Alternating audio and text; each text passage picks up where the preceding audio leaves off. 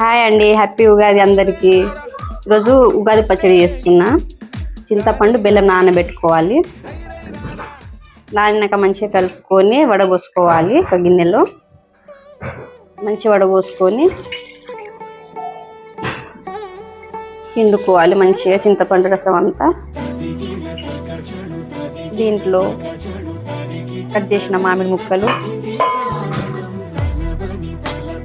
పచ్చి కొబ్బరి, కట్ చేసిన పచ్చి కొబ్బరి సన్నగా కట్ చేసుకుని వేసుకోవాలి. ఉప్పు వేసుకోవాలి, కొంచెం కారం,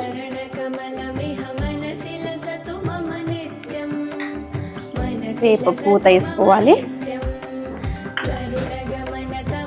జీలకర్ర వేసుకోవాలి.